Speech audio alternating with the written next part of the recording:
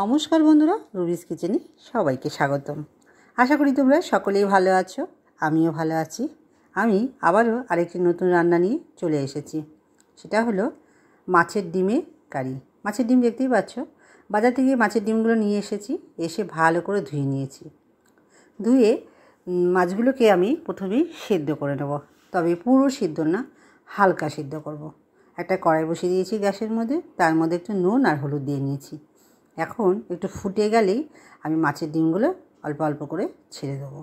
এই প্রক্রিয়া হিসাবে তোমরা যদি করো তাহলে কি মাছটা ভেতরে সেদ্ধ হবে আর আঁশটা গন্ধও থাকবে না। অনেক সময় অনেকেই কাঁচা করে, কাঁচা ডিম ভালো মশলা দিয়ে ভাজে, কিন্তু একটা গন্ধ আঁশটা থাকেই।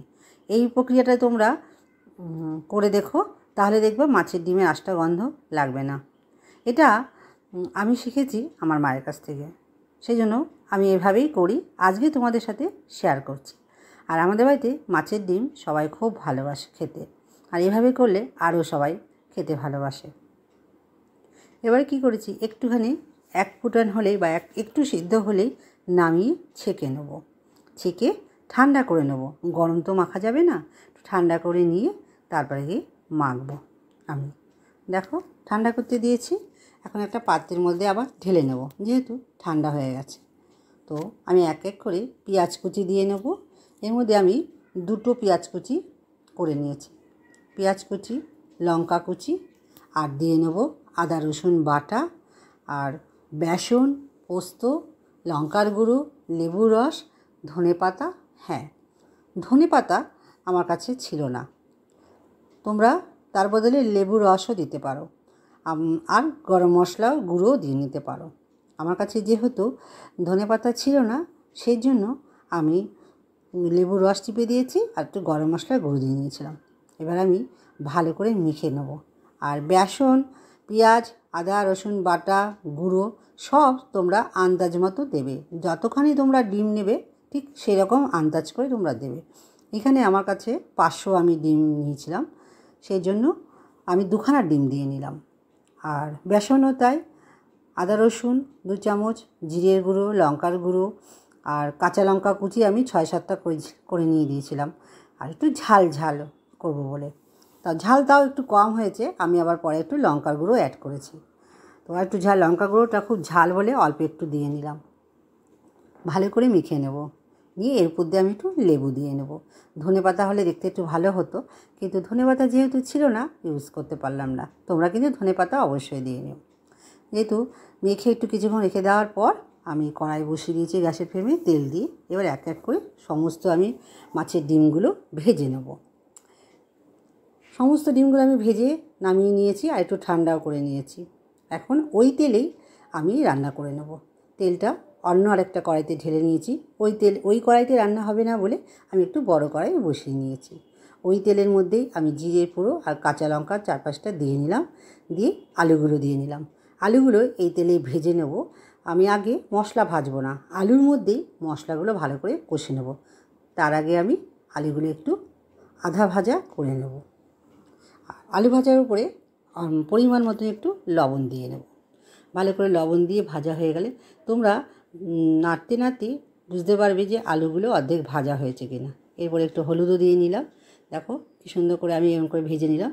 আমি যেভাবে করছি অবশ্যই তোমরা বাড়িতে একবার এইভাবে ট্রাই করে দেখো। ভালো করে ভেজে নিয়ে এর উপর দিয়ে আমি দিয়ে নেব টমেটো পিউরি। তার আগে দিয়ে নেব আদা রসুনের পেস্টটা দিয়ে নেব, আর পেঁয়াজ কুচি দিয়ে নেব। পেঁয়াজ কুচিটা আগে দিয়ে নেব। ভালো করে পেঁয়াজ কুচি দিয়ে নেওয়ার পর তারপর আদা রসুন পেস্ট দেবো।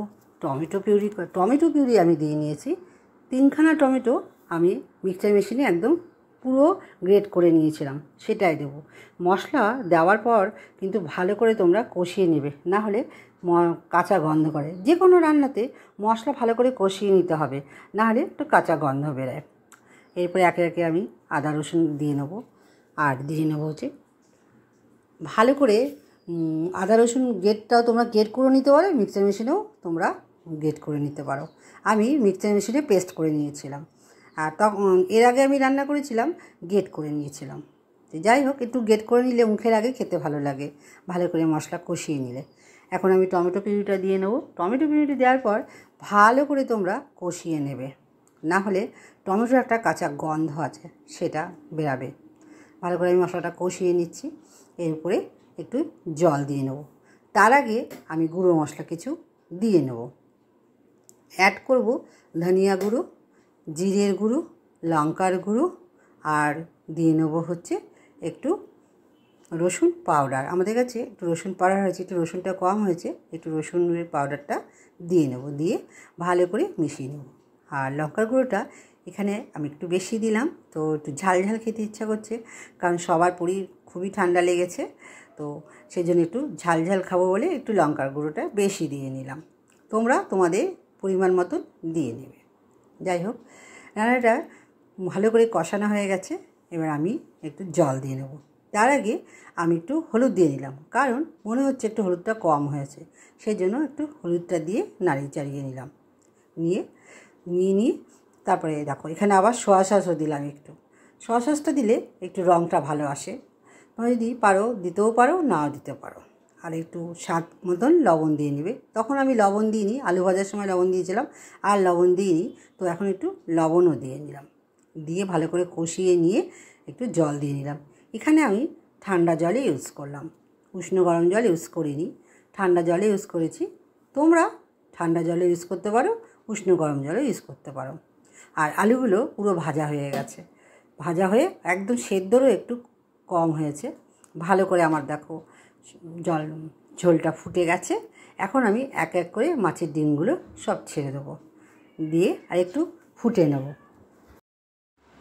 এক এক করে সমস্ত ডিমগুলো যে ভেজেছিলাম, মাছের ডিমগুলো সব দিয়ে দেবো। আর দেখো ঝোলটা কেমন টেনে এসেছে। আমি কিন্তু অনেকখানি জল দিয়েছিলাম, আলু আর ডিমে কিন্তু ঝোল টেনে নেয়। তোমরা পারলে আরেকটু বেশি দিয়ে দিও। আমি এর উপর দিয়ে আরেকটু উষ্ণ গরম জল দিয়ে নেব, না হলে একদম মাখা মাখা হয়ে যাবে। আমি এক এক করে সমস্ত ডিমগুলো দিয়ে নিলাম। আর এই ডিমগুলো কিছুটা ডিম রেখে দেবো, ভাতের সঙ্গে ভাজা দিয়ে খেতেও ভালো লাগবে, তাই না? এমনি এমনি খেতেও কিন্তু মাছের ডিম ভাজা খেতে ভালো লাগে। তোমরা আমাকে কমেন্ট করে অবশ্যই জানাবে কারা কারা মাছের ডিমের ভাজা খেতে ভালোবাসো। আমি তো সব একদম দিয়ে নিলাম। একদম এর উপর একটু ফুটান দিয়ে এর উপর একটু গরম মশলা দিয়ে নেবো। ধনেপাতা দেওয়ার খুব ইচ্ছে ছিল, একদম ধনেপাতা ছিল না, আবার বাজারে যাব, সেই জন্য গরম মশলা দিয়ে একটু মিষ্টি দিয়ে আমি নামিয়ে নেবো একটি পাত্রের মধ্যে। আর তারপরে একটু ভাত দিয়ে মেখে খেয়ে নেব। কেমন হয়েছে অবশ্যই কমেন্ট করে জানাবে। আর আমার চ্যানেলটিকে সাবস্ক্রাইব করে দেবে, পাশে থাকা বেল আইকনটি অল করে দিও। বন্ধুরা লাইক শেয়ার অবশ্যই তোমরা করবে, প্রচুর প্রচুর করে দিও।